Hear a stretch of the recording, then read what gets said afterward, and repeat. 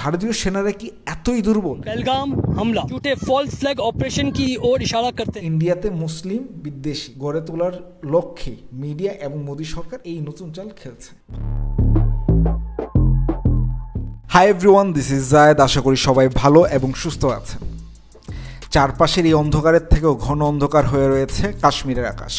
গত 22 এপ্রিল ভারতের পহেলগামে ভয়াবহ এক সন্ত্রাসী হামলায় প্রাণ হারিয়েছেন অন্তত 28 জন নিরীহ পর্যটক। তারা কেউ সেনা নয়, কেউ সরকারি কর্মকর্তা নয়, ছিলেন সাধারণ মানুষ। পর্যটনে মশগুল সেই মানুষগুলোর উপর হঠাৎ আক্রমণ চালায় সশস্ত্র বন্দুকধারীরা। এই হামলার দায় স্বীকার করেছে দ্য রেজিস্ট্যান্স ফ্রন্ট বা টিআরএফ নামের একটি গোষ্ঠী, যাকে ভারত বলে থাকে পাকিস্তান ভিত্তিক লস্করি তৈবা বা হিজবুল মুজাহিদিনের ছদ্মনাম। এই টিআরএফ নিয়ে বিস্তারিত আলোচনা ভিডিওর পরবর্তী অংশে কথা বলব। এখন আগে জেনে নেই ভারত কী কী পদক্ষেপ নিল পাকিস্তানের বিরুদ্ধে। ভারতের প্রতিরক্ষা মন্ত্রী রাজনাথ সিং বলেছেন, এই হামলার কড়া ও স্পষ্ট জবাব দেওয়া হবে। এমনকি পাকিস্তানের হাইকমিশনের সামরিক উপদেষ্টাদের বহিষ্কার, সীমান্ত বাণিজ্য বন্ধ এবং ঐতিহাসিক সিন্ধু পানি চুক্তি স্থগিতের মতো কূটনৈতিক পদক্ষেপ নেওয়া হয়েছে। সিন্ধু পানি চুক্তি নিয়ে বিক্রম মিশ্র জানান, ভারত ও পাকিস্তানের মধ্যে সিন্ধু পানি চুক্তি আপাতত স্থগিত করা হয়েছে। এ ব্যবস্থা অনির্দিষ্টকালে পর্যন্ত বহাল থাকবে। এই সিদ্ধান্তের ফলে যে পরিমাণ পানি পাকিস্তানে পাওয়ার কথা চুক্তি স্থগিত করায় আপাতত তা ব্যাহত হবে, অর্থাৎ চুক্তি অনুযায়ী পানি পাকিস্তান পাবে না। 1960 সালে বিশ্বব্যাংকের মধ্যস্থতায় ভারত ও পাকিস্তানের মধ্যে এই আন্তর্জাতিক চুক্তি স্বাক্ষরিত হয়। চুক্তিতে সই করেছিলেন ভারতের তৎকালীন প্রধানমন্ত্রী জওহরলাল নেহরু ও পাকিস্তানের প্রেসিডেন্ট আইয়ুব খান। এ চুক্তির অনুযায়ী সিন্ধু, চন্দ্রভাগা, শতদ্রু, ঝিলাম, ইরাবতী ও বিপাশা নদীর পানি পাকিস্তানে প্রবেশ করবে। এই গ্রীষ্মকালে চুক্তিটি স্থগিত করার অর্থ চুক্তি অনুযায়ী পর্যাপ্ত পানি পাকিস্তান পাবে না। নয়াদিল্লির দ্বিতীয় গুরুত্বপূর্ণ সিদ্ধান্ত হলো আটারি ওয়াঘা সীমান্ত বন্ধ করে। পাকিস্তানের সঙ্গে ভারতের এই গুরুত্বপূর্ণ স্থল সীমান্ত বন্ধ হয়ে যাচ্ছে। এই সীমান্ত দিয়ে যারা ভারতে এসেছেন তাদের সবাইকে 1 মের মধ্যে ফিরে যেতে হবে। তৃতীয় সিদ্ধান্ত হলো দিল্লিতে পাকিস্তানের হাই কমিশনে নিযুক্ত সব সামরিক উপদেষ্টাকে বহিষ্কার, তাদের অবাঞ্ছিত ঘোষণা করা হয়েছে। একই সঙ্গে ইসলামাবাদে ভারতের হাই কমিশনে নিযুক্ত ভারতের সামরিক কর্মকর্তাদের ফিরিয়ে আনছে নয়াদিল্লি। চতুর্থ সিদ্ধান্ত বলা হয়েছে, 2 দেশের হাই কমিশনগুলোতে কর্মরত কর্মকর্তাদের সংখ্যা 55 থেকে কমিয়ে 30 করা হবে। পঞ্চম সিদ্ধান্ত হলো সীমান্ত চৌকি বন্ধ ও দূতাবাসে কর্মীদের সংখ্যা কমানোর পাশাপাশি পাকিস্তানিদের ভারতে আসা সাময়িকভাবে বন্ধ করে দেওয়া হচ্ছে। সে কারণে সব পাকিস্তানি জন্য সার্ক ভিসা বাতিল করা কথা জানানো হয়েছে। এই ভিসায় যারা ভারতে রয়েছেন তাদের ফেরত যাওয়ার জন্য 48 ঘন্টা সময় বেঁধে দেওয়া হয়েছে। এখন প্রশ্ন, কারা এই the resistance front? The resistance front TRF হলো কাশ্মীর ভিত্তিক একটি জঙ্গি সংস্থা যা 2019 সালের পর প্রথমবার জনসম্মুখে আসে। তবে ভারতীয় গোয়েন্দা সংস্থাগুলোর মতে এটি আসলে পাকিস্তান ভিত্তিক নিষিদ্ধ জঙ্গি সংগঠন লস্কর-ই তৈবা এলইটি এর একটি ছদ্মবেশী রূপ বা ফ্রন্ট অর্গানাইজেশন। দ্য রেজিস্ট্যান্স ফ্রন্টের পেছনের বাস্তবতা। টিআরএফ মূলত 2019 সালে ভারতের সংবিধানে 370 ধারা বাতিলের পর কাশ্মীরে নতুন করে সশস্ত্র প্রতিরোধ শুরু করার জন্য তৈরি করা হয়। এর লক্ষ্য ভারতীয় প্রশাসনের বিরুদ্ধে যুদ্ধ এবং বিচ্ছিন্নতাবাদী আবেগকে আরও উস্কে দেওয়া, আন্তর্জাতিক চাপ এড়াতে এবং জঙ্গিবাদ নয় বরং বিরোধী প্রতিরোধ হিসাবে নিজেদের পরিচয় তুলে ধরতে লস্কর-ই তৈবা ও পাকিস্তান এই নতুন নামটি ব্যবহার করে। এতে করে পাকিস্তান সরকার ও সেনাবাহিনী সরাসরি দায় অস্বীকার করতে পারে।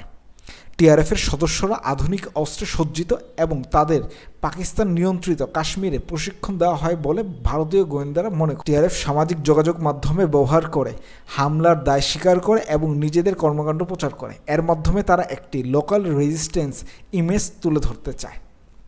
কেন টিআরএফকে গুরুত্বপূর্ণ মনে করা হয় তার 3টি পয়েন্ট।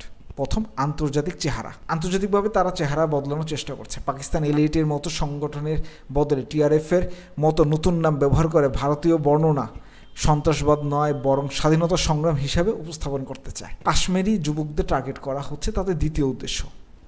এতে করে তাদের সদস্য হিসাবে তারা নিয়োগ দিতে পারছে যাতে স্থানীয় বৈধতার ছাপ তৈরি হয়। 3 নম্বর, গোপন হামলা ও হিট অ্যান্ড রানের অপারেশন চালানো। টিআরএফ সাধারণত নির্দিষ্ট ব্যক্তিকে টার্গেট করে হত্যাকাণ্ড চালায় এবং দ্রুত স্থান ত্যাগ করে। ভারত মনে করে টিআরএফ হলো মূলত লস্কর-ই তৈবার মুখোশ পরা একটি রূপ। এটি পাকিস্তানের সামরিক গোয়েন্দা সংস্থা আইএসআইয়ের প্রতিরক্ষা সহযোগিতায় গঠিত ও পরিচালিত। ভারত এই গোষ্ঠীকে সন্ত্রাসী হিসাবে তালিকাভুক্ত করার প্রক্রিয়া চালিয়ে যাচ্ছে। কিন্তু ভারতীয় সেনারা কি এতই দুর্বল যে তারা এটা রোধ করতে পারেনি? এক ভারতীয় সেনা কর্মকর্তা अशोक कुमार তো এটা বললেই ফেললো যে এটা একটি ফলস অ্যাটাক। मैं अशोक कुमार भारतीय सेना में एक सीनियर अधिकारी हूँ। पहलगाम हमला, ये सारे साइन, ये सभी एक झूठे फॉल्स फ्लैग ऑपरेशन की ओर इशारा करते हैं। এই যে উনি ভিডিওটা দেখলেন, এখান থেকে স্পষ্টত যে এটি টোটালি একটি ফলস অ্যাটাক। ইন্ডিয়াতে মুসলিম বিদ্বেষী গড়ে তোলার লক্ষ্যে মিডিয়া এবং মোদী সরকার এই নতুন চাল খেলছে। ভারত ও পাকিস্তানের বর্তমান প্রেক্ষাপট দেখলে একটি যুদ্ধের পূর্বাভাস টের পাওয়া যাচ্ছে, কিন্তু সামরিক শক্তিতে দুই দেশের পার্থক্য অনেক বেশি। এখানে ভারতীয় সামরিক শক্তি এবং পাকিস্তানের সামরিক শক্তির কিছু পার্থক্য তুলে ধরা হলো। প্রথম পয়েন্টে আসে সক্রিয় সেনা সদস্য।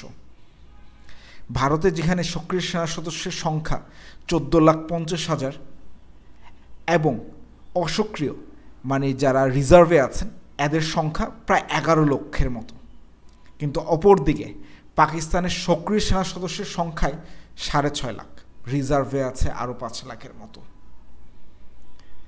ভারতীয় ট্যাঙ্ক আছে প্রায় 4200-এর উপরে, সেখানে পাকিস্তানে আছে 3000-এর কিছু বেশি। ভারতের বিমান সংখ্যা 2200+, পাকিস্তানে 1400+।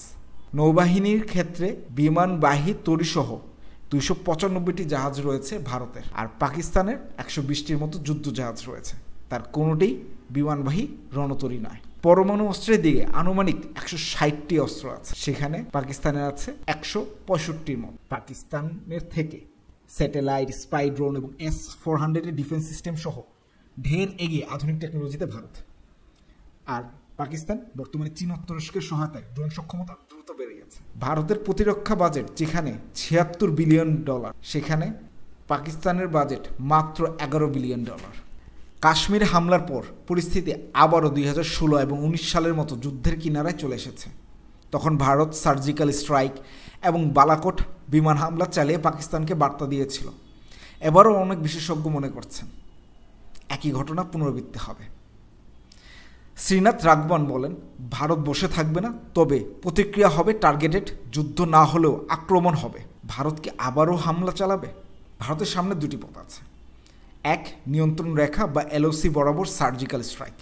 2, বিমান বা মিসাইল হামলার মাধ্যমে টেরর ক্যাম্প ধ্বংস করা। কিন্তু প্রতিটি পদক্ষেপই ঝুঁকিপূর্ণ, কারণ পাকিস্তানও পাল্টা জবাব দিতে পারে, আর দুই দেশই পরমাণু অস্ত্রধারী। ফলে ছোট ভুলও বড় যুদ্ধে জন্ম দিতে পারে। আন্তর্জাতিক প্রতিক্রিয়া বরাবরই এসব ক্ষেত্রে সহানুভূতিশীল। যুক্তরাষ্ট্র ভারতের প্রতি সহানুভূতিশীল এবং বলেছে ভারত প্রতিক্রিয়া দেখালে তারা বাধা দিবে না। চীন উল্টো কথা বলেছে, যদিও পাকিস্তান ঘনিষ্ঠ তারা, কিন্তু প্রকাশ্যে তারা এখন নিরপেক্ষ। রাশিয়া ও আরব বিশ্ব পর্যবেক্ষণ করছে, তারা যুদ্ধ চান না। কাশ্মীর একটি জ্বলন্ত ইস্যু। ধর্ম, ইতিহাস, ভূরাজনীতি ও জনগণের অধিকার মিলে এমন জটিল জায়গায় যেখানে একটি গুলিও গোটা উপমহাদেশকে নাড়িয়ে দিতে পারে। ভারতের জনগণ রক্তক্ষয়ী প্রতিশোধ চায়। সরকার রাজনৈতিকভাবে চাপে আছে, কিন্তু পুরোপুরি যুদ্ধ নয়, সুনির্দিষ্ট প্রতিক্রিয়ায় সম্ভাবনাই বেশি। এদিকে কাশ্মীরে প্রতিবাদের শোনা যাচ্ছে একটি স্লোগান, পর্যটকরাই আমাদের জীবন। কোনো যুদ্ধ নয়, শান্তির বার্তায় যেন জয়ী হয়। দিন শেষে প্রতিটি নিঃশ্বাসে বেঁচে থাকার যে যুদ্ধ, তারই নামই হয়তো প্রতিরোধ। কখনো আমরা শব্দহীন কাঁদি, কখনো আবার নিজের স্বপ্নগুলোকে চুপচাপ কবর দিই। TRFের গল্প আমাদের মনে করিয়ে দেয় প্রতিটি নীরব, প্রতিটি হারিয়ে যাওয়া মুখ এক একটি অসমাপ্ত গল্প। কিন্তু শেষ কথা কি হার মেনে যাওয়া, নাকি শান্তির এক নতুন সূর্য খুঁজে নেওয়া? আপনারা কি মনে করেন, প্রতিরোধ কি সত্যি পরিবর্তন আনে? আপনাদের হৃদয়ের কথা কমেন্টে শেয়ার করুন। আপনাদের অনুভব জানতে চাই। আজ এই পর্যন্ত, পরবর্তী পর্বে কথা হবে অন্য কোনো টপিকে। সেই পর্যন্ত সবাই সুস্থ এবং সুন্দর থাকুন।